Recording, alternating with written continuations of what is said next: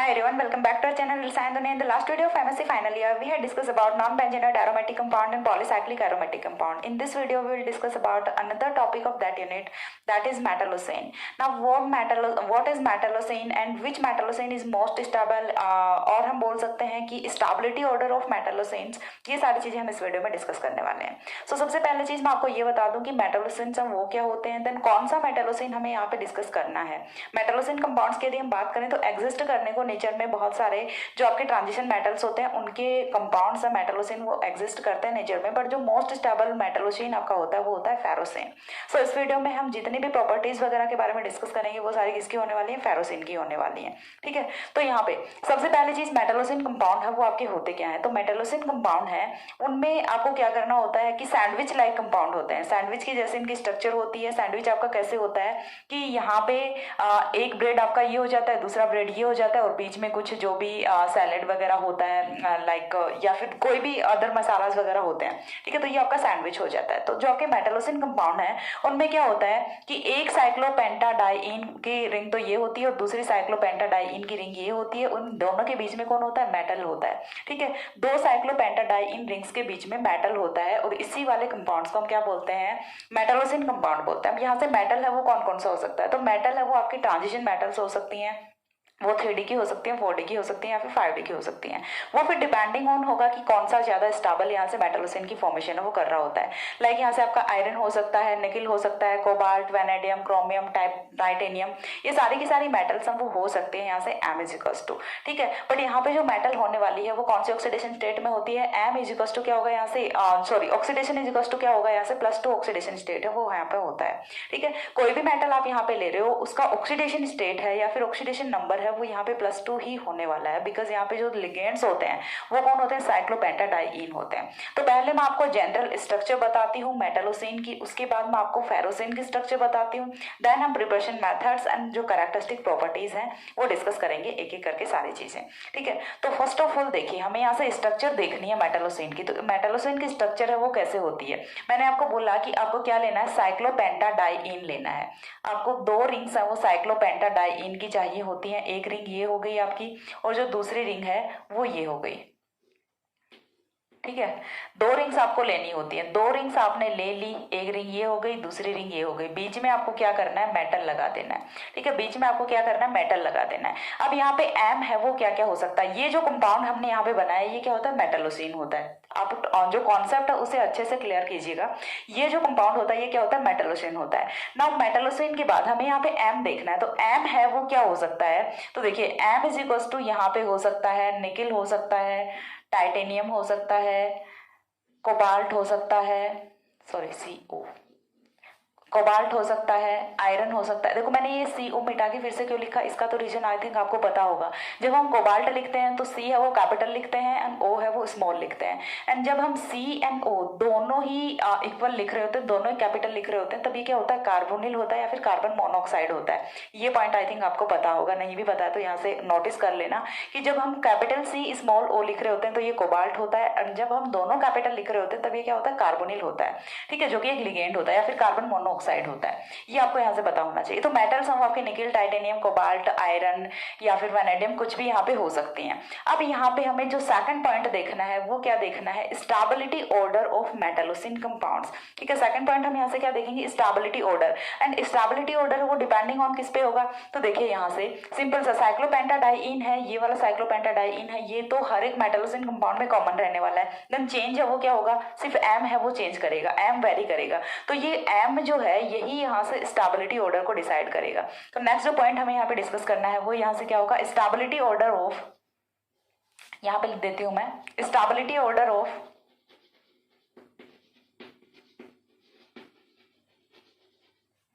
मेटालोसेन्स. Stability order of metallocenes. और stability order की यदि हम बात करें तो यहाँ से होगा क्या, सबसे जो ज्यादा स्टेबल है वो कौन होता है आपका, फेरोसीन होता है. देन निकेलोसीन होता है, देन कोबाल्टोसीन होता है, देन आपका कौन सा होता है, फिर वैनोसीन होता है, और देन क्रोमेनोसीन, देन टाइटेनोसिन. ठीक है। तो इस टाइप से ये जो है ये यहाँ से स्टेबिलिटी का ऑर्डर होता है मेटलोसिन्स का, ये स्टेबिलिटी ऑर्डर है, यही होता है। यानी कि सबसे ज्यादा जो एग्जिस्ट करने वाला होता है, ये हम बात किसकी कर रहे हैं, 3D की बात कर रहे हैं। यदि हम बात करें तो आयरन के बाद में कौन आता है, रुथेनियम, ऑस्मियम आते हैं। तो रुथेनोसिन है वो भी स्टेबल कंपाउंड होता है, ठीक है। लेकिन यहाँ पे हम बात किसकी कर रहे हैं, 3D की बात कर रहे हैं। यदि हम 4D में मूव करेंगे तो रुथेनियम है वो भी यहाँ से स्टेबल कंपाउंड होता है। एंड इनकी स्टेबिलिटी का रीजन है वो भी आपको आगे बताएंगे, बिकॉज ये फॉलो करते हैं 18 इलेक्ट्रॉन रूल को and effective atomic number rule को, ठीक है। ये दोनों रूल्स को सेटिस्फाई करते हैं। दैट्स वाई आयरन का जो मेटलोसिन होता है या फिर फेरोसिन होता है वो सबसे ज्यादा स्टेबल होता है। सारी चीजें हम आगे बताने वाले हैं कि इसकी स्टेबिलिटी का रीजन है वो क्या होता है, ठीक है ना। यहाँ से देखिए हमें पढ़ना कौन सा है, तो यदि हम पर्टिकुलर कंपाउंड की बात करें तो हमें स्टडी किसके बारे में करनी है, फेरोसिन के बारे में स्टडी करनी है। मेटलोसिन आपको यहाँ पे टॉपिक है, बट मेटलोसिन में भी जो स्पेसिफिक मेटलोसिन आपको यहाँ पे डिस्कस करना होता है वो कौन सा होता है, फेरोसिन होता है ना। फेरोसिन की यहाँ पे 2 स्ट्रक्चर्स होती हैं। तो पहले तो हम देखेंगे कि फेरोसिन की स्ट्रक्चर्स हैं 2, वो कौन कौन सी होती हैं, क्या उनका यहाँ से पॉइंट ग्रुप होता है, एंड दोनों में डिफरेंस क्या होता है, दोनों में सिमिलरिटीज क्या होती हैं। उसके बाद हम यहाँ से प्रिपरेशन मेथड्स हैं वो देखने वाले हैं। तो जो फेरोसिन की स्ट्रक्चर है वो मैं यहीं पे बना रही हूँ कि फेरोसिन की 2 स्ट्रक्चर्स यहाँ पे होती हैं, ठीक है। दोनों स्ट्रक्चर्स है वो मैं यहाँ पे ड्रॉ कर रही हूँ, आपको बहुत ही ध्यान से देखना है। एक तो हो गया ये वाला स्ट्रक्चर, ठीक है। आपको देखना है कि स्ट्रक्चर है वो दोनों में डिफरेंस कहाँ पे आ रहा है। एक तो हो गया ये वाला स्ट्रक्चर, ठीक है, जिसमें दोनों जो रिंग्स हैं उनका ये वाला जो कॉर्नर वाला एंड है ये नीचे की तरफ होता है, ठीक है, यानी ये फ्रंट है। इस वाले ये जो आपकी वेज लाइन होती है इसका मतलब क्या होता है कि ये वाले जो कार्बन है ये कहाँ पे है, सामने की ओर है, टुवर्ड्स द ऑब्जर्वर हैं, या फिर हम बोल सकते हैं कि जो देख रहे हैं, जहां से हम ऑब्जर्व कर रहे हैं उसी की तरफ होते हैं ये वाले ग्रुप्स, ठीक है। एक तो हो गया ये वाला मेटलोसिन फेरोसिन। दूसरा जो फेरोसिन है वो आपका होता है कुछ इस टाइप से। दोनों में डिफरेंस है वो बहुत ही माइनर सा डिफरेंस होता है, बस आपको नोटिस करना है कि दोनों में डिफरेंस है वो है कहाँ पे। आप कमेंट सेक्शन में बताना कि क्या आपको देख के पता चल गया था। ऑब्वियस सी बात है पता चल ही गया होगा, आपको पता चल ही जाएगा क्योंकि इतना कुछ है नहीं, अच्छा सा कंपाउंड है बस।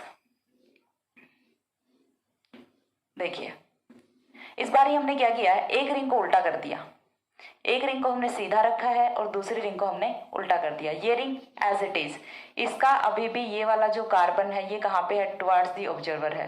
बट इस वाले रिंग में जो टुवर्ड्स दी ऑब्जर्वर वाले कार्बन हैं वो चेंज हो जाते हैं, ठीक है। यहाँ पे टुवर्ड्स दी ऑब्जर्वर वाले जो कार्बन हैं वो चेंज हो जाते हैं। तो ये वाला जो आपका फेरोसिन होता है ये तो कौन सा होता है, एक्लिप्स्ड होता है। ये तो कौन सा होता है, एक्लिप्स्ड होता है। स्पेलिंग देख लेना, कुत्ता भौंक रहा है बाहर। और ये वाला कौन सा होता है, स्टैगर्ड होता है। ये कौन सा होता है, स्टैगर्ड होता है। ये वाला आपका एक्लिप्स्ड फेरोसिन होता है और ये वाला स्टैगर्ड फेरोसिन होता है। दोनों में डिफरेंस क्या होता है ना, देखिए थोड़ा सा स्ट्रक्चर को समझने की कोशिश कीजिएगा। मैं कुछ लेके आती हूँ जिससे मैं आपको थोड़ा एक्सप्लेन कर सकूं।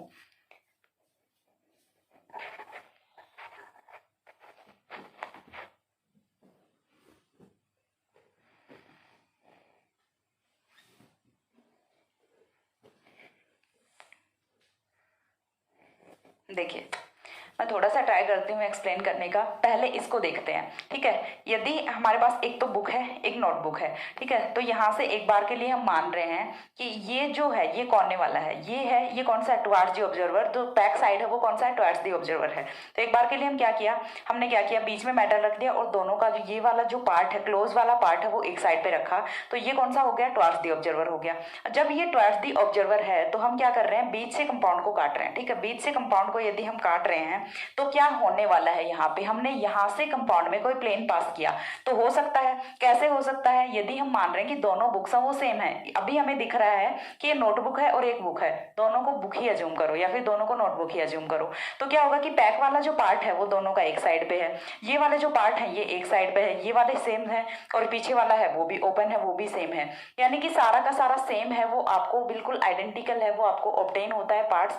दैट मीन्स यहाँ पे हॉरिजॉन्टल प्लेन है वो लग सकता है, ठीक है। ये वाला जो प्लेन होता है, एक तो ये वाला प्लेन होता है, ठीक है, ये कौन सा होता है, वर्टिकल प्लेन होता है जो कि अपना सिग्मा वी होता है। एंड जब हम इस टाइप से, एक तो ये प्लेन हो गया, ये कौन सा होता है, सिग्मा वी होता है, एंड दूसरा ये कौन सा होता है, सिग्मा एच होता है। तो यहाँ पे सिग्मा एच है वो लग रहा होता है। क्यों लग रहा है सिग्मा एच, क्योंकि दोनों का टुवर्ड्स दी ऑब्जर्वर वाला जो सिरा है, जो एंड है वो एक तरफ है। तो इसका जो पॉइंट ग्रुप है वो कौन सा होता है, D5H होता है। इसका पॉइंट ग्रुप कौन सा होता है, D5H होता है। काफी इंपॉर्टेंट है, पूछ लिया जाता है कई बार।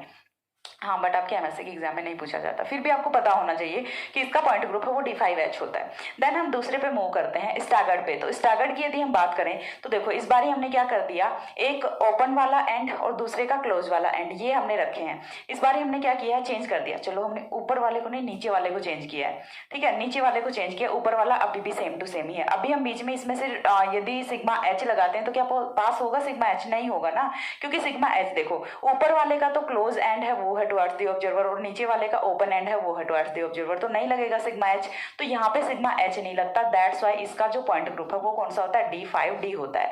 यहाँ पे ओनली क्या होता है, यहाँ पे ओनली जो आपका वर्टिकल प्लेन है वही लगता है, यहाँ पे हॉरिजॉन्टल प्लेन है वो नहीं लगता, और हॉरिजॉन्टल प्लेन नहीं लगता तो पॉइंट ग्रुप है वो कौन सा होता है, D5D होता है। एंड एक्लिप्स्ड वाले का कौन सा होता है, D5H होता है। एक्लिप्स्ड क्यों बोल रहे हैं, देखो स्टैगर्ड एथेन और जो आपका एक्लिप्स्ड एथेन होता है वो चीजें आपने पढ़ी होती हैं।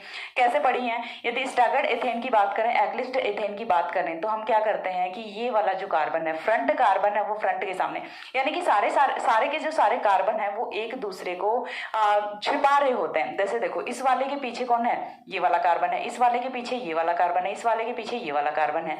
इसी को यदि हमने चेंज कर दिया, कुछ इस टाइप से कर दिया, एक तो हमने ये कर दिया, दूसरा हमने ये कर दिया। अभी देखो ये कार्बन है, इसके पीछे कोई कार्बन नहीं है, चीज समझ आ रही है कि ये कार्बन है, इसके पीछे कोई कार्बन नहीं है। तो यही चीज मैं आपको बताने की कोशिश कर रही हूँ कि एक्लिप्स्ड और स्टैगर्ड है, ये आप जो आपका इथेन मॉलिक्यूल होता है उससे आप आइडेंटिफाई कर सकते हैं, उसी के अकॉर्डिंग आप यहाँ से भी डिटरमाइन कर सकते हैं कि कौन सा एक्लिप्स्ड होने वाला है, कौन सा स्टैगर्ड होने वाला है। रटना नहीं है कि कौन सी रिंग में टुवर्ड्स द ऑब्जर्वर कौन सा पार्ट आएगा, रटोगे, इसमें रटने जैसी कुछ चीज है नहीं। आप सिंपल सा, यदि आपको स्टैगर्ड और एक्लिप्स्ड का कॉन्सेप्ट क्लियर है कि क्या स्टैगर्ड होता है क्या एक्लिप्स्ड होता है। मुझे पता है कि स्टीरियो केमिस्ट्री है वो नहीं पढ़ाई जाती, मोस्ट ऑफ जो होते हैं उनमें नहीं पढ़ाते हैं आपको स्टीरियो केमिस्ट्री, तो स्टीरियो जो है वो आपका वीक पार्ट होता है, क्योंकि मैं भी तो ऑफलाइन में पढ़ाती ना एमएससी स्टूडेंट्स को, तो मुझे पता है कि स्टीरियो वो वीक पार्ट होता है। दैट्स व्हाई मैं यहाँ पे छोटे छोटे पॉइंट्स है वो भी डिस्कस कर रही होती हूँ, ठीक है, कि यहाँ पे ये वाला जो है ये कौन सा होता है, स्टैगर्ड होता, एक्लिप्स्ड होता है, और ये वाला कौन सा होता है, स्टैगर्ड होता है। तो आपको इसी के अकॉर्डिंग एक्लिप्स्ड और स्टैगर्ड है वो आइडेंटिफाई करते हैं, ये एक्लिप्स्ड है ये स्टैगर्ड है, ठीक है। इसी के अकॉर्डिंग आपको ये वाले भी देखने होते हैं। जब दोनों सेम पार्ट आगे की तरफ हैं तो ये कौन सा होगा, एक्लिप्स्ड होगा। जब दोनों ऑपोजिट हैं तो कौन सा होगा, स्टैगर्ड होगा। और वी नो दैट कि staggered form is more stable than eclipsed form always. हमेशा जो आपकी स्टैगर्ड फॉर्म होती है वो एक्लिप्स्ड फॉर्म से ज्यादा स्टेबल होती है due to less strain, due to less repulsion, ठीक है। ये चीज यहाँ से थी। तो सबसे पहले चीज हमने यहाँ पे अभी तक फेरोसिन की स्ट्रक्चर के बारे में ही देखा है। अब हमें जो नेक्स्ट पॉइंट यहाँ से देखना है वो क्या देखना है, प्रिपरेशन मेथड्स ऑफ मेटलोसिन, ठीक है। प्रिपरेशन मेथड्स हैं वो हमें देखना है। तो नेक्स्ट पॉइंट यहाँ से क्या होगा टॉपिक का, preparation methods of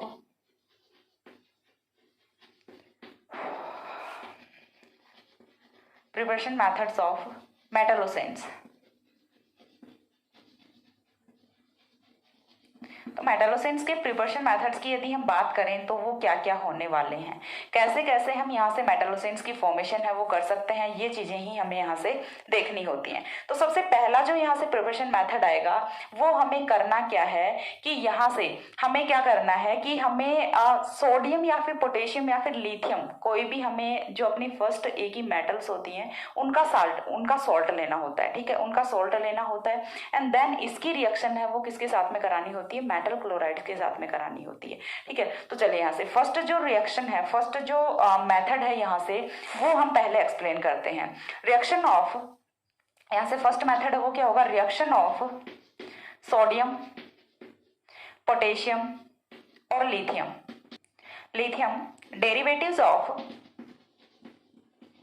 derivatives of साइक्लोपेंटाडाइइन। And साइक्लोपेंटाडाइइन को मैं साइक्लोपेंटाडाइइन नहीं लिखूंगी, बार बार हम इसे क्या लिखने वाले हैं, सीपी लिखने वाले हैं।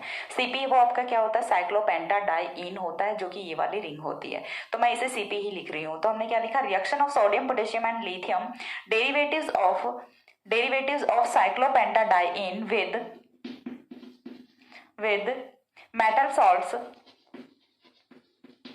with metal salts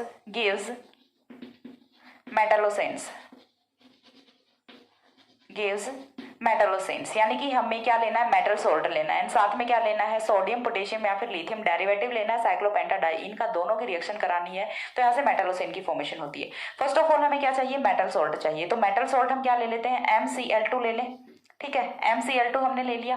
M है वो यहाँ पे क्या क्या हो सकता है, M है वो आपका आयरन हो सकता है, मैंगनीज हो सकता है, क्रोमियम हो सकता है, कुछ भी हो सकता है।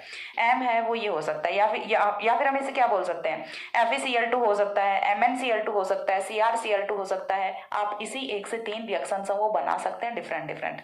मैं आपको MCl2 लिख के ही बता रही हूँ, बट आप यहाँ से FeCl2, MnCl2, CrCl2 तीनों डिफरेंट डिफरेंट लेके बना सकते हैं। इसके साथ में हमें रिएक्शन है वो किसकी करानी है, सोडियम पोटेशियम या फिर लिथियम डेरिवेटिव ऑफ साइक्लोपेंटाडाइइन। यानी कि हमें लेना क्या है, 2NaCl ले लें, 2NaCl ले रहे हैं। मैं बताती हूँ कि कैसे हम यहाँ पे क्या कर रहे हैं। अब सबसे पहली चीज 2NaCl जो हम ले रहे हैं, तो सबसे पहली चीज आपको ये पता होनी चाहिए कि जो आपका साइक्लोपेंटाडाइइन लिगेंड होता है उसका जो होता है चार्ज होता है, ठीक है, उसका जो चार्ज होता है वो क्या होता है, -1 होता है। ठीक है, यहाँ से यदि हम एक H पॉजिटिव निकाल देते हैं तो यहाँ पे कौन सा चार्ज आता है, निगेटिव चार्ज आता है।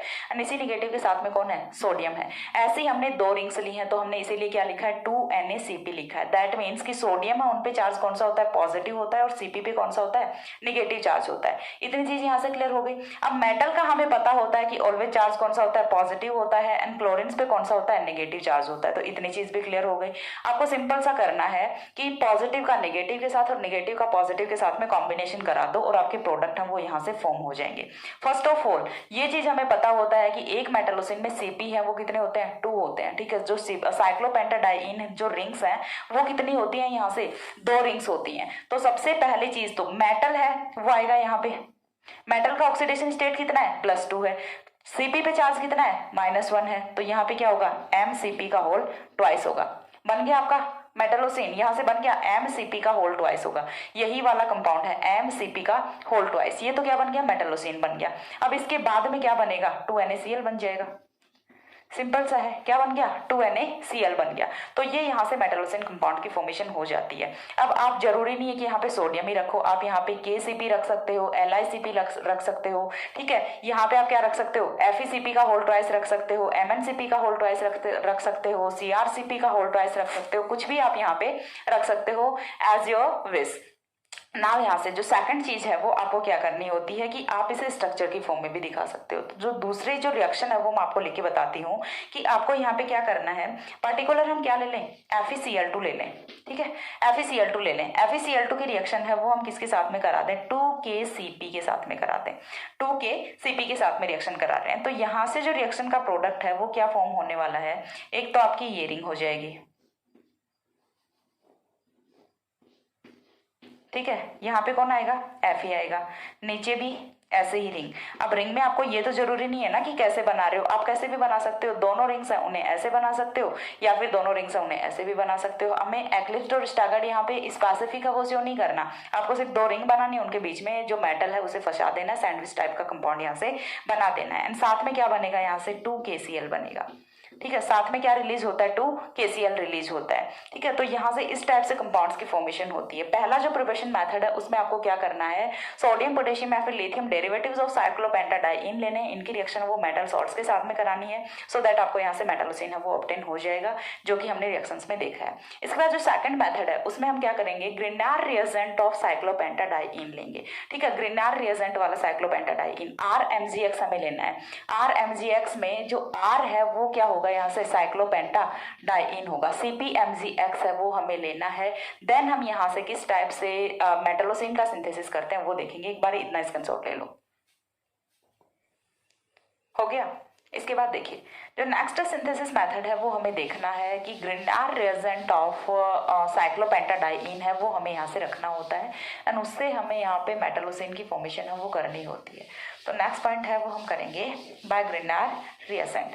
फर्स्ट में हमने किससे किया था, सोडियम पोटेशियम और lithium derivatives of साइक्लोपेंटाडाइइन।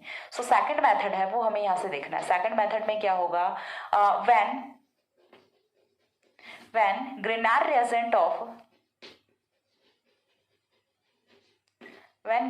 reagent of cyclopentadiene, again हम क्या लिखेंगे, Cp लिखेंगे, of cyclopentadiene is treated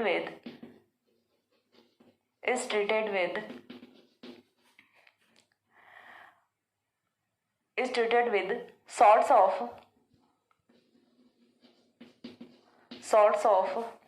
iron and nickel iron and nickel, then also metallocenes are formed. Then also metallocenes are formed. Okay then हमें यहाँ से देखिए, सबसे पहले मैंने आपको क्या बोला, RMGX हमें लेना है, और RMGX में R है वो हमें क्या रखना है, CP रखना है, ठीक है। R की प्लेस पे हमें क्या रखना है, CP रखना है। तो चलिए ये हमने बना दिया CP। अब इसके साथ में क्या रखना है, MgX रखना है। और कंपाउंड कितने लेने हैं, 2 लेने हैं, क्योंकि ये चीज़ हमें पता होती है कि जब हम मेटलोसिन की फॉर्मेशन कर रहे हैं तो CP वो ऑलवेज कितने आएंगे, 2 आएंगे, ठीक है। 2 CP यहाँ पे आने वाले हैं। अब इसके बाद देखिए सेकंड पॉइंट है वो हमें क्या करना है, सेकंड चीज़ है वो हमें क्या लेनी है, आयरन और निकल का सॉल्ट लेना है, ठीक है। आयरन और निकल का सॉल्ट है, सबसे पहला हम किसका ले लेते हैं, निकल का ले लेते हैं। NiAC का ट्वाइस है वो हम ले सकते हैं। अब ACAC है वो यहाँ से क्या होता है, ये चीज भी आपकी इंपॉर्टेंट होती है। तो ACAC है वो होता है एसिटिल एसिटेनेटो, एसिटिल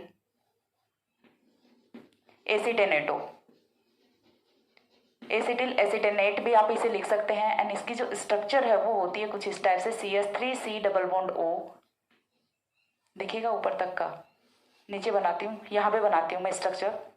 क्या लेना है, CH3C double bond O, CH3C double bond O। इन इसके साथ में क्या है, CH है, CH double bond C, O negative CH3, and this is your ACAC ligand. यही क्या होता है, ACAC होता है, एसिटिल एसिटेनेट है या फिर एसिटिल एसिटेनेटो है वो होता है। अब यहाँ से जो रिएक्शन का प्रोडक्ट है वो क्या बनेगा, तो हमने मेटल है वो कौन सा लिया है, निकल लिया है। निकल के साथ में पाई CP का होल ट्वाइस, ये कंपाउंड है, ये आपका क्या होता है, निकलोसिन है वो यहाँ से फॉर्म हो जाता है। सेम रिएक्शन है अगेन हमें किसके साथ में करनी है, आयरन मेटल के साथ में भी करनी है। तो आयरन मेटल के साथ में अगेन आपको क्या लेना है, MgX लेना है, प्लस इस बार आपको मेटल है वो चेंज कर देनी है, FeACAC का होल ट्वाइस। देन आपको यहाँ से क्या कर देना है, आयरन की प्लेस, सॉरी निकल की प्लेस पे आपको क्या कर देना है, आयरन कर देना है, सिर्फ बाकी कुछ भी चेंज नहीं होने वाला। ये आपका निकलोसिन हो जाता है, ये आपका फेरोसिन हो जाता है। तो इस टाइप से आप कंपाउंड्स की फॉर्मेशन कर सकते हैं, दोनों ही मेटलोसिन कंपाउंड है वो होते हैं। इसके बाद जो थर्ड सिंथेसिस मेथड यहाँ से आता है वो क्या आता है कि हम क्या करते हैं, कई बारी हमें क्या लेना होता है, साइक्लोपेंटाडाइइन लेना होता है। साइक्लोपेंटाडाइइन ले लिया, साथ में हमने मेटल सोल्ट ले लिया, एंड साथ में हमने कोई बेस ले लिया। बेस की प्रेजेंस में जब रिएक्शन करा रहे होते हैं तो यहाँ से जो रिएक्शन का प्रोडक्ट है वो भी क्या ऑब्टेन होता है, जो आपका मेटलोसिन कंपाउंड्स है वो ऑब्टेन होते हैं। तो हमें ये वाला जो पॉइंट है ये भी हम यहाँ से देखते हैं। Sometimes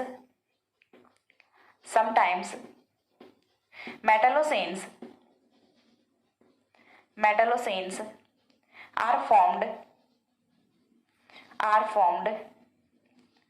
by the mixture of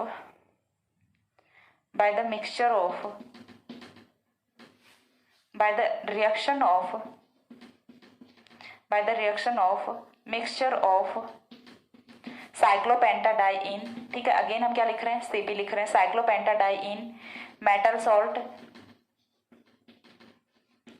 salt and base, ठीक है। हमें ये वाला जो मिक्सचर है ये यहाँ से लेना होता है, और इससे हमें ऑब्टेन क्या होता है, हमारा मेटलोसिन कंपाउंड है वो यहाँ से ऑब्टेन हो जाता है। अब ये वाले जो रिएक्शन है ये हम किस टाइप से कराएंगे, तो वो चीज़ देख लीजिए। सबसे पहली चीज़ हमें क्या चाहिए, CP चाहिए। तो CP जब भी चाहिए तो 2 ही चाहिए, एक से काम नहीं चलने वाला। तो 2 हम यहाँ पे क्या रख रहे हैं, CP रख रहे हैं। 2 CP के साथ में हमें क्या रखना है, दूसरा कंपाउंड हमें क्या लेना है, मेटल सॉल्ट लेना है। तो मेटल सॉल्ट भी ले लेते हैं, चलो FeCl2 हमने ले लिया, इंटू पे 6H2, ये हमने मेटल सॉल्ट ले लिया। थर्ड जो पॉइंट है वो हमें क्या रखना है, बेस रखना है। तो बेस के लिए हमने यहाँ से रख लिया, चलो 2 डिग्री एमीन रख लिया, Me2NH रख लिया, ठीक है। NHCH3 का होल ट्वाइस रख लिया। ये क्या होता है, 2 डिग्री एमीन होता है, जो कि बेसिक नेचर का होता है। तो तीनों चीजें हमने ली। अब आपको देखिए यहाँ से देखना क्या है, जो ऑब्जर्विंग पॉइंट है वो क्या है। सबसे पहली चीज बेस है वो क्या करेगा, जो आपका एसिडिक प्रोटॉन होता है उसे एब्स्ट्रैक्ट करेगा। तो यहाँ पे हाइड्रोजन समूह कितने होते हैं, 2 होते हैं। एक हाइड्रोजन को निकालने के बाद compound is going to be aromatic, ठीक है। कंपाउंड है वो एरोमेटिक में कन्वर्ट होगा। तो यहाँ से एक प्रोटॉन निकलेगा H पॉजिटिव की फॉर्म में, और वो H पॉजिटिव है उसे निकालेगा कौन, यहाँ से ये वाला बेस निकालेगा, ठीक है। अब 2 कंपाउंड है, 2 यहाँ से हमें मॉलिक्यूल किसके लेने हैं, बेस के लेने हैं। दोनों बेस के मॉलिक्यूल हैं वो यहाँ से फॉर्मेशन किसकी करेंगे, Me2NH2 पॉजिटिव Cl2 की फॉर्मेशन करेंगे। देखिए यहाँ से सबसे पहला जो कंपाउंड है वो क्या बनेगा, सबसे पहले बेस है वो क्या कर रहा है, प्रोटॉन को एब्स्ट्रैक्ट कर रहा है। दो बेस हैं और दो यहाँ से सीपी हैं, तो पहले जो चीज है वो हम यहाँ से बना देते हैं 2Me2NH2 पॉजिटिव, ठीक है, 2Me2NH2 पॉजिटिव, एक चीज हमने यहाँ से बना दी। अब उसके बाद दूसरी चीज है वो हमें क्या करना है, मेटल सॉल्ट हमने लिया, FeCl2 हमने लिया है। अब FeCl2 ये ब्रेक किस में होगा, Fe+2 में होगा और Cl2 में होगा। अब यहाँ से Cp निगेटिव है वो बन चुका है। अब Cp निगेटिव जब बन गया तो एक Cp निगेटिव तो बना नहीं है, Cp निगेटिव बनेंगे तो कितने बनेंगे, 2 बनेंगे। तो चलिए दोनों Cp निगेटिव है वो हम यहाँ पे बना देते हैं। एक Cp निगेटिव हमने ये बनाया और दूसरा Cp निगेटिव हमने ये बनाया, ठीक है, दोनों Cp निगेटिव बना दिए। इनके बीच में कौन फंस गया, Fe+2 फंस गया। तो सारे के सारे चार्जेस हैं उन्हें तो आप कैंसिल आउट करो और कंपाउंड है वो आप बना दो, ठीक है, कंपाउंड आप बना दो। ये आपका बन गया फेरोसिन। अब इसके साथ में FeCl2 जो था, यहाँ से 2Cl निगेटिव निकले हैं, वो जो 2Cl निगेटिव है वो क्या होंगे, इसका काउंटर आयन होंगे, ठीक है, वो क्या होगा, इसका काउंटर आयन होगा। और H2 के मॉलिक्यूल हैं ये तो रहने हैं, बफर होगा ये तो, ठीक है। तो यहाँ से इस टाइप से फेरोसिन की फॉर्मेशन है वो हम कर सकते हैं।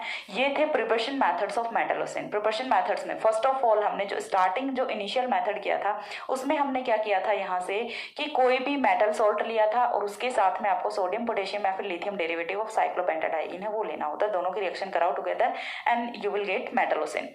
सेकंड में हमने यहाँ से क्या लिया, RMGX लिया।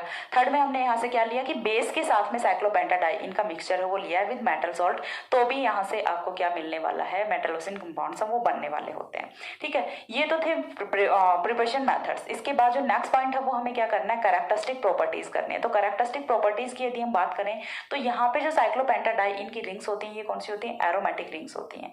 तो ये जो एरोमेटिक रिंग्स होती हैं तो इनकी जो होने वाली रिएक्शंस हैं वो भी एरोमेटिक रिएक्शंस ही होती हैं, लाइक इलेक्ट्रोफिलिक सब्स्टिट्यूशन रिएक्शंस होती हैं। सारी की सारी बॉन्ड लेंथ है Cp में वो इक्वल होती हैं। तो ऐसे कुछ पॉइंट्स हैं जो कैरेक्टरिस्टिक प्रॉपर्टीज हैं वो हम डिस्कस करने वाले हैं। तब तक एक बार इतना स्क्रीनशॉट ले लो। हो गया। इसके बाद देखिए नेक्स्ट जो पॉइंट है वो हमें क्या करना है, कैरेक्टरिस्टिक प्रॉपर्टीज ऑफ मेटलोसिन्स। अब कैरेक्टरिस्टिक प्रॉपर्टीज ऑफ मेटलोसिन्स की यदि हम बात करें तो हम स्पेसिफिक बात किसकी कर रहे होते हैं, फेरोसिन की ही बात कर रहे होते हैं। वैसे जो कंपाउंड्स एग्जिस्ट करते हैं उनका मैंने यहाँ से आपको स्टेबिलिटी ऑर्डर भी बता दिया कि कौन कौन से किसी स्टेबिलिटी ऑर्डर के साथ में एग्जिस्टेंस होती है कौन से कंपाउंड्स की। तो नेक्स्ट पॉइंट है वो हमें यहाँ से देखना है, कैरेक्टरिस्टिक प्रॉपर्टीज ऑफ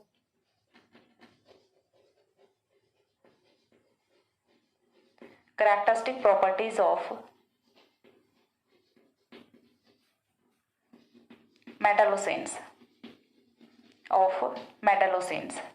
यदि स्पेसिफिक पूछा जाता है right short note on ferrocene तो भी आपको सेम एक्सप्लेनेशन देना होता है। यदि पूछा जाता है राइट शॉर्ट नोट ऑन मेटलोसिन तो भी आपको सेम एक्सप्लेनेशन वो देना होता है। ये चीज आप पहले क्लियर कर लो, ठीक है। फेरोसिन पूछा जाता है तो भी यही लिखना है, मेटलोसिन पूछा जाता है तो भी यही लिखना है। यदि स्पेसिफिक फेरोसिन पूछा जा रहा है तो फिर आप M कहीं नहीं लिखोगे, आप हर जगह पे क्या लिखोगे, Fe ही लिखोगे। आयरन है, मेटल है, वही आप रिप्रेजेंट करोगे। अब यहाँ पे मेटलोसिन के जो कैरेक्टरिस्टिक प्रॉपर्टीज हैं उनकी यदि हम बात करें तो यहाँ से देखिए कंपाउंड को जब आप स्ट्रक्चर का ऑब्जर्वेशन करते हैं तो यहाँ पे दो जो एरोमेटिक रिंग्स हैं वो होती हैं और दो एरोमेटिक रिंग्स हैं वो किसकी होती है, साइक्लोपेंटाडाइइन की होती हैं। अब जो साइक्लोपेंटाडाइइन की रिंग्स होती हैं मेटलोसेन्स में उनमें सारी की सारी carbon carbon bond length and carbon hydrogen bond length है वो इक्वल होती हैं। और ये चीज का डिटर्मिनेशन ऐसे नहीं है कि मैंने बोल दिया इक्वल होती है तो होती है, नहीं। NMR स्पेक्ट्रोस्कोपी से यहाँ से डिटर्मिनेशन किया जाता है that all carbon carbon and all carbon hydrogen bond lengths of cyclopentadiene in metallocene are equal, ठीक है। सबसे पहला पॉइंट तो हो गया यहाँ से ये। उसके बाद सेकंड पॉइंट है जो हम इतने देर से बोल रहे हैं, एरोमेटिक एरोमेटिक एरोमेटिक। जो आपकी साइक्लोपेंटाडाइइन की रिंग होती है मेटलोसेन्स में वो एरोमेटिक कैरेक्टर पजेस करती है। एंड इस चीज का कंफर्मेशन है वो किससे होता है, या फिर ये जो क्यों होता है एरोमेटिक कैरेक्टर, बिकॉज जो मेटलोसिन कंपाउंड्स हैं वो एरोमेटिक इलेक्ट्रोफिलिक सब्स्टिट्यूशन रिएक्शंस वो शो करते हैं। लाइक आपकी फ्रीडल क्राफ्ट एल्काइलेशन हो गया, असाइलेशन हो गया, या फिर हेलोजिनेशन हो गया, या फिर नाइट्रेशन ब्रोमिनेशन नाइट्रेशन सल्फोनेशन, ये वाले जो रिएक्शंस हैं ये इजीली रिप्रेजेंट करते हैं जो आपके मेटलोसिन कंपाउंड्स होते हैं वो। तो यहाँ से कुछ कैरेक्टरिस्टिक प्रॉपर्टीज हैं वो हमें लिखनी है। तो सबसे फर्स्ट जो प्रॉपर्टी है यहाँ पे वो क्या होने वाली है, all carbon carbon and carbon hydrogen bond lengths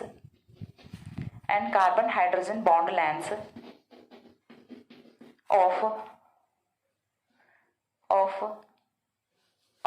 all carbon hydrogen bond lengths in cyclopentadiene CP in cyclopentadiene of metallocenes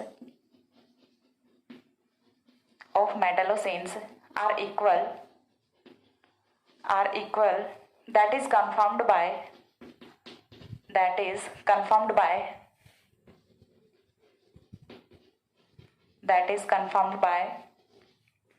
NMR spectroscopy. तो ये चीज़ है, इसका कंफर्मेशन है वो कौन करता है? NMR स्पेक्ट्रोस्कोपी करती है। एंड स्पेक्ट्रोस्कोपी है वो बहुत बड़ा हथियार होता है ऑर्गेनिक केमिस्ट्री का। ठीक है, ये कुछ ऐसे ही नहीं होता कि NMR स्पेक्ट्रोस्कोपी है वो हम ऐसे ही कुछ बोल दिया, नहीं। NMR स्पेक्ट्रोस्कोपी है वो काफ़ी बड़ा हथियार होता है। ठीक है, नेक्स्ट पॉइंट है यहाँ से जो सेकंड पॉइंट, वो हमने क्या बोला कि एरोमेटिक कैरेक्टर है वो ये पजेस करता है। एरोमेटिक कैरेक्टर पजेस करता है। सबसे पहले चीज़ तो ये भी किससे कंफर्म होता है? NMR स्पेक्ट्रोस्कोपी से भी कंफर्म होता है। ठीक है, एंड सेकंड चीज़ की ये एरोमेटिक इलेक्ट्रोफिलिक सब्स्टिट्यूशन रिएक्शन है वो भी जो करता है। तो सेकंड पॉइंट है वो यहाँ से क्या होगा, मेटलोसेन्स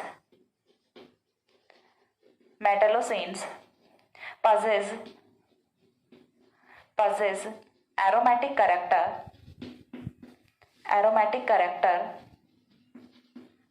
that is confirmed by NMR spectroscopy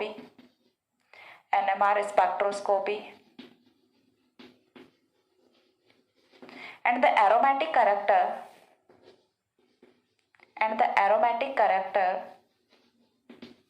is because of metallocenes gives aromatic electrophilic substitution reactions, AR ऐसे लिख दो शॉर्ट में, aromatic electrophilic substitution reactions। इसे aromatic substitution electrophilic मत पढ़ना, aromatic electrophilic substitution reactions ही बोलते हैं इसे। gives aromatic electrophilic substitution reactions such as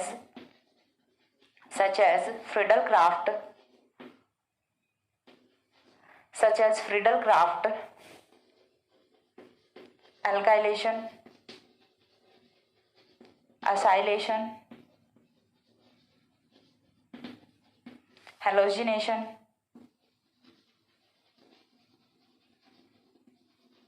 nitration and sulfonation, reactions. ठीक है, रिएक्शन। इसके बाद देखिए नेक्स्ट पॉइंट है वो हमें यहाँ से क्या देखना, सबसे पहली चीज तो ये कि एरोमेटिक कैरेक्टरिस्टिक होता है, एरोमेटिक कैरेक्टरिस्टिक रिएक्शंस हम वो शो करता है। इस चीज का कंफर्मेशन है वो हम किससे करते हैं? NMR स्पेक्ट्रोस्कोपी का, इस NMR स्पेक्ट्रोस्कोपी से करते हैं। इसके बाद जो नेक्स्ट पॉइंट है वो यहाँ से क्या होता है कि हम बोल रहे हैं कि जो आपके मेटलोसिन कंपाउंड होते हैं वो एरोमेटिक इलेक्ट्रोफिलिक सब्स्टिट्यूशन रिएक्शंस देते हैं, बट जो मोस्ट ऑफ द मेटलोसिन कंपाउंड्स होते हैं वो इन रिएक्शन कंडीशंस के साथ में सर्वाइव नहीं कर पाते, दैट मीन्स वो ब्रेक डाउन हो जाते हैं। फॉर एग्जांपल हम यहाँ से क्या कर रहे हैं, निकेलोसिन ले रहे हैं, निकेलोसिन की नाइट्रेशन रिएक्शन करा रहे हैं या फिर सल्फोनेशन रिएक्शन करा रहे हैं या फिर कोई भी हम एरोमेटिक इलेक्ट्रोफिलिक सब्स्टिट्यूशन रिएक्शन करा रहे हैं, तो उसके लिए जो प्रोवाइडिंग कंडीशंस होती हैं उनके साथ में ये वाले कंपाउंड्स हैं ये एग्जिस्ट नहीं कर पाएंगे, सर्वाइव नहीं कर पाएंगे। तो ये वाले जो aromatic electrophilic substitution reactions of metallocenes होती हैं ये कुछ स्पेसिफिक जो आपके एग्जांपल्स होते हैं उन्हीं के लिए स्टडी की जाती हैं, लाइक फेरोसिन, रुथेनोसिन। इन्हीं दो केसेस के लिए जो आपके aromatic electrophilic substitution reactions of metallocenes होती हैं उनका डिस्कशन है वो हम कर रहे होते हैं। ठीक है, तो यहाँ से नेक्स्ट पॉइंट है और साथ ही में एक पॉइंट और कि जो aromatic electrophilic substitution reactions of metallocenes होती हैं या फिर हम बोल सकते हैं कि मेटलोसिन्स हैं वो AR ऐसी रिएक्शंस के लिए बेंजीन से ज्यादा रिएक्टिव होते हैं। और ऐसा होता क्यों है? Because of higher electron density, because of presence of metal. अब मेटल्स उनका फंक्शन ही क्या होता है? To donate the electrons. अब जब बीच में मेटल बैठा है तो वो क्या करेगा? इलेक्ट्रॉन्स को डोनेट करेगा दोनों CP रिंग्स की तरफ। अब जब इजिली इलेक्ट्रॉन्स अवेलेबल हो रहे हैं रिंग में तो वहां पे इलेक्ट्रोफिलिक सब्स्टिट्यूशन रिएक्शन है वो उतनी ही आसानी से होने वाली है। जितनी ज्यादा इलेक्ट्रॉन डेंसिटी उतनी ज्यादा इलेक्ट्रोफिलिक सब्स्टिट्यूशन रिएक्शन की रेट होने वाली है। तो ये यहाँ से एक रीजन होता है। ठीक है, सो नेक्स्ट पॉइंट है वो हम यहाँ से क्या लिख लेते हैं, the reactivity of metallocines towards aromatic electrophilic substitution reactions is greater than benzene is greater than benzene because of higher availability of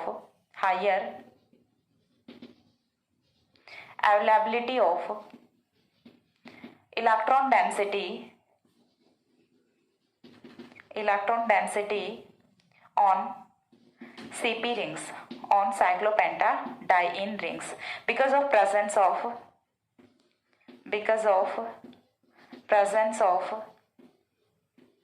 metal, because of presence of metal.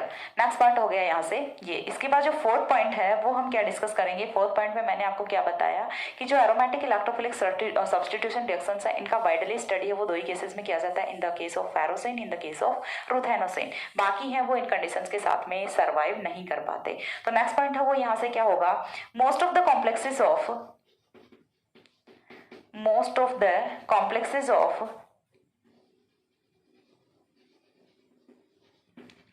of cyclopentadiene anion CP anion, cyclopentadiene anion with metal does not exist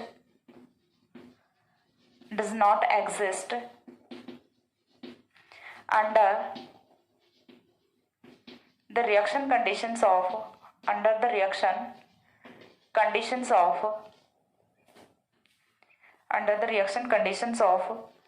aromatic electrophilic substitution reactions, that means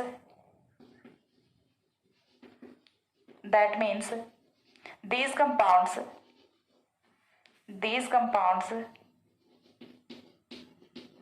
does not survive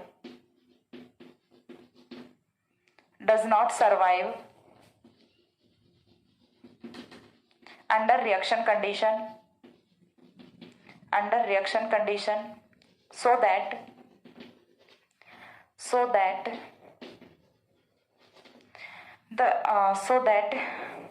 these reactions are widely studied in some specific cases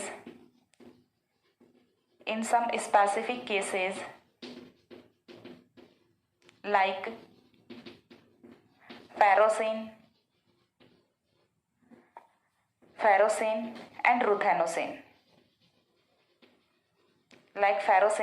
and ruthenosin, देखिए ये वाला जो point है ये यहाँ से बहुत important है, समझना है आपको। Most of the complexes of cyclopentadiene anion with metal does not exist under the reaction condition, यानी कि जो हम एरोमेटिक इलेक्ट्रोफिलिक सब्स्टिट्यूशन रिएक्शन के लिए रिएक्शन कंडीशंस प्रोवाइड करा रहे होते हैं उन रिएक्शन कंडीशंस के अंडर जो मोस्ट ऑफ जो साइक्लोपेंटाडाइन के कंपाउंड्स होते हैं वो एग्जिस्ट नहीं कर पाते हैं, ठीक है। तो इसकी वजह से जो कुछ स्पेसिफिक मेंबर्स होते हैं मेटलोसिन के उन्हीं का स्टडी किया जाता है, उन्हीं के लिए जो आपकी एरोमेटिक इलेक्ट्रोफिलिक सब्स्टिट्यूशन रिएक्शंस होती हैं उनकी स्टडी की जाती है। और वो कंपाउंड्स होते हैं, वो जो स्पेसिफिक कंपाउंड्स होते हैं वो कौन से होते हैं, फेरोसिन होता है और रुथेनोसिन होता है। इसके बाद एक पॉइंट है वो और बच जाता है कि यहाँ से जो मोस्ट कॉमन मेंबर ऑफ मेटलोसिन है वो कौन से होते हैं, रुथेनोसिन एंड फेरोसिन होते हैं, या फिर हम अकेला फेरोसिन भी बोल सकते हैं। एंड इसका रीजन क्या होता है, बिकॉज इट फॉलोज या फिर इट satisfies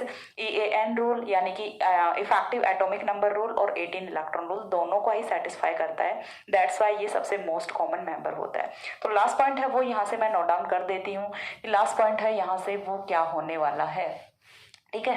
तो जो फिफ्थ पॉइंट है वो हम क्या करेंगे यहाँ से, the most common member of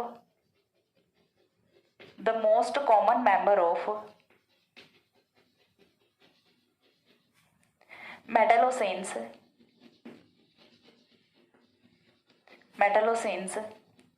are ferrocene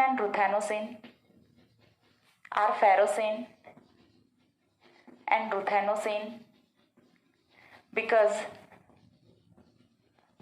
these are satisfied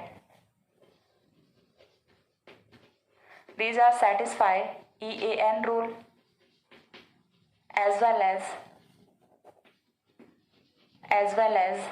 18 electron rule, ठीक है। और जो भी आपके ऑर्गेनोमेटेलिक कंपाउंड्स होते हैं उनकी स्टेबिलिटी है वो हम कहाँ से डिसाइड करते हैं, बाय 18 इलेक्ट्रॉन रूल।